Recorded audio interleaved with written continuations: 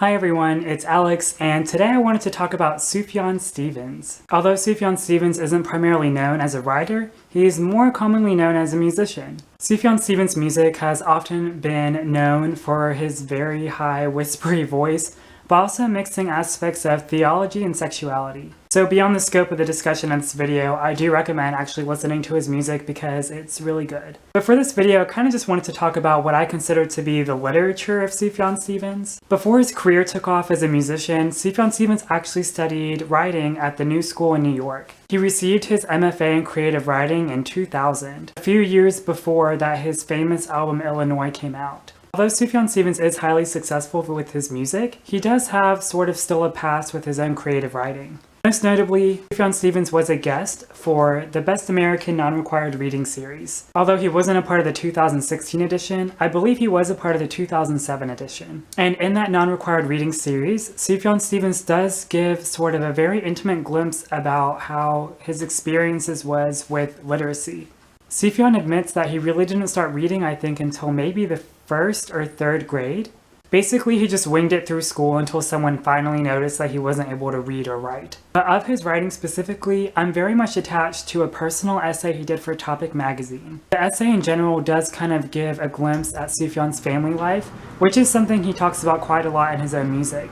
He does seem to often write about his own mother, especially how his mom did abandon him when he was very young. And this still extends into his creative writing when he describes her leaving just by naming the places or the routine or the formula that she came up with in order to leave his family. His father also isn't that great either, and I don't mean that in a sense really to kind of judge his parenting style, but Sufjan Stevens in his essay does give these subtle nods to kind of strange parenting techniques for whenever they found their family cat out on the road mutilated. And in reply, his father simply asks if anyone wants to go get ice cream.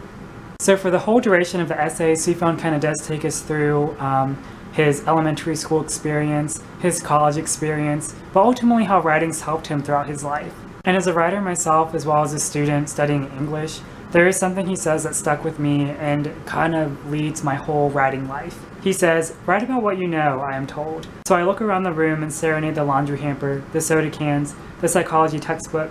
I sing about the loneliness of oboes, the cabbage leaf, loose teeth in Cindy Season, who has since been in and out of rehab, or so my sisters tell me in the gossip columns they send twice a week. I write a song about my first grade teacher, Miss Williams, her hands brushed with chalk, the knitting needles we made from wood. I sing about my father's bald spot, the apron, the record player, our dead cat, the glorious noise of Detroit, the Eastern Market. I sing about my mother, the loneliest of oboes, who had left us years ago, hands cupped over her ears to keep out the orchestra of her children, the music of everyday life which was too much to bear. In this song, she is the dishwasher, table maker, diaper changer, trader, fugitive, tie-dyer, bead maker, pipe smoker, 12-step programmer, living one day at a time, with one eye on life and one eye on the conductor with his hands raised to death. This is the song that will be translated into other languages, passed down from generation to generation, sung in unison, a cappella, by monarchs and gypsies and single mothers all around the world. This song will find its home in the hymnals of churches.